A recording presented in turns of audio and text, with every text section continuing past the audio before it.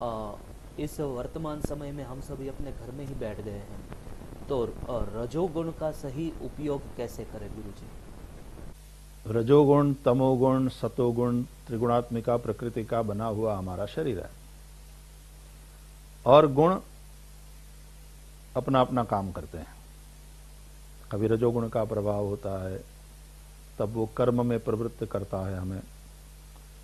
जब सतोगुण का प्रभाव होता है तो शांति का हम अनुभव करते हैं, प्रेम से हम भर जाते हैं, या हम ध्यान में होते हैं, सात्विक भावों से हम युक्त हो जाते हैं।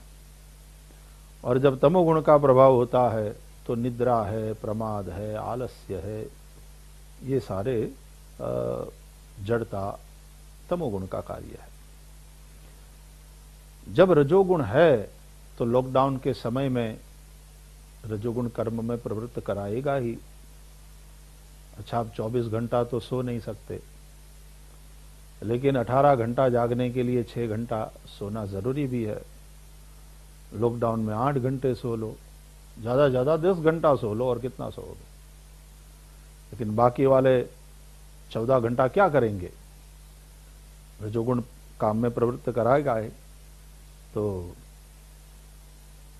देखो, इन दिनों में पुरुष वर्ग घर में है तो उनको पता चलता है कि घर में भी कितना सारा काम होता है लेडीज को, महिलाओं को।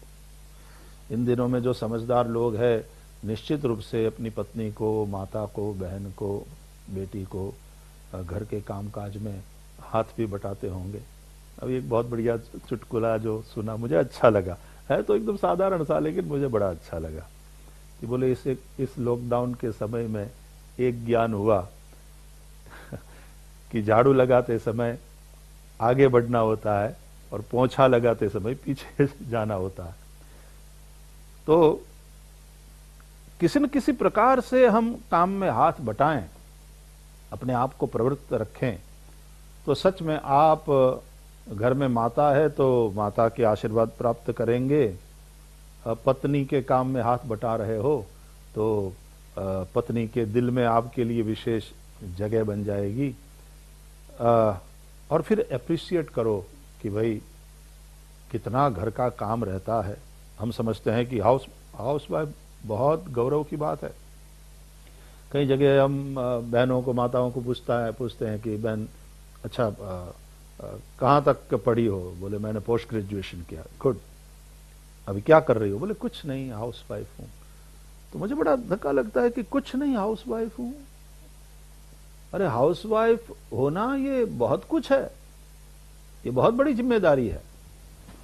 पुरुष वर्ग पैसा कमाता है ठीक है, लेकिन उन पैसों की व्यवस्था करना और घर का संचालन करना ये कोई ऐसी वैसी बात नहीं है, बहुत बड़ा जिम्मेदारी का काम और बहुत लगन, निष्ठा और मेहनत मांगने वाला ये काम है।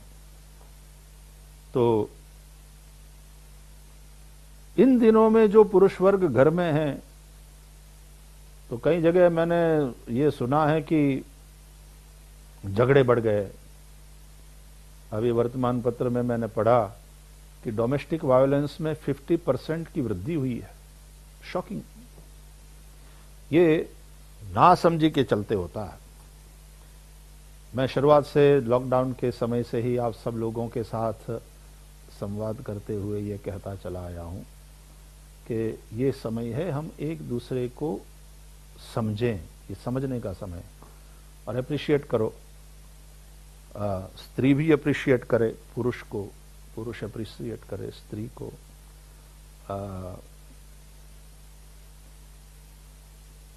और अपने रजोगुण को काम पे लगाओ, अच्छे काम में लगाओ, हाथ बटाओ।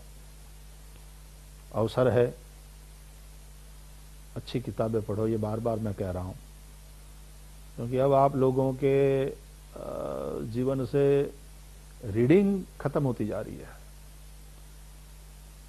टीवी अच्छी बात है, टेलीफोन अच्छी बात है, लेकिन यदि आप अपने को भीतर से विकसित करना चाहते हैं तो अच्छी पुस्तकें पढ़ो।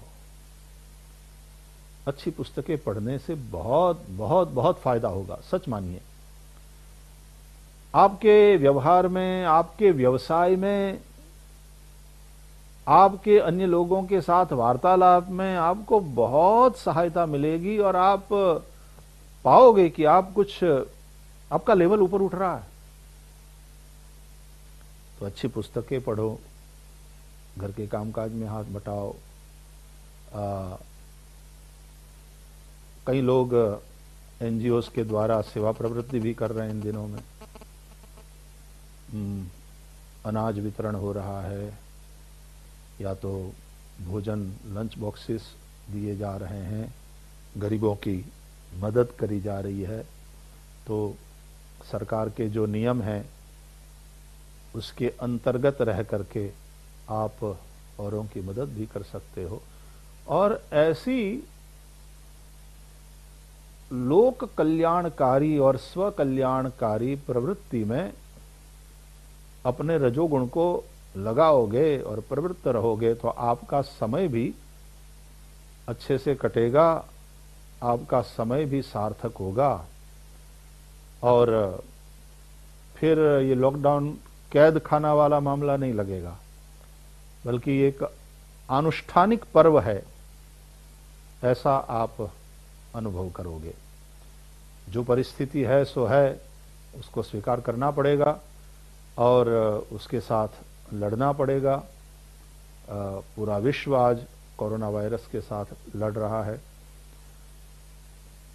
उस युद्ध को जीतने के लिए जो नियम है, उन नियमों को फॉलो करना पड़ेगा, उन मर्यादाओं का पालन करना पड़ेगा। और उसके साथ साथ हमें अपने रजोगुण का सदुपयोग, फिर से सदुपयोग करना है। नहीं तो उसी रजोगुण से काम, क्रोध, लोभ इत्यादि भी पैदा होते हैं। काम एष क्रोध एष रजोगुण समुद्भव महाशनो महापाप्मा विद्येन मिहवैरिणम। और उस काम, क्रोध, लोभ के चलते फिर वही डोमेस्टिक वायलेंस वाली बात हो जाती है। आप नियम कानून का भंग करते हैं, अपने को भी खतरे में डालते हैं और औरों के जीवन को भी खतरे में डालते हैं। ऐसा न हो, इसलिए हम रजोगुण का सदुपयोग इस प्रकार से कर सकते हैं।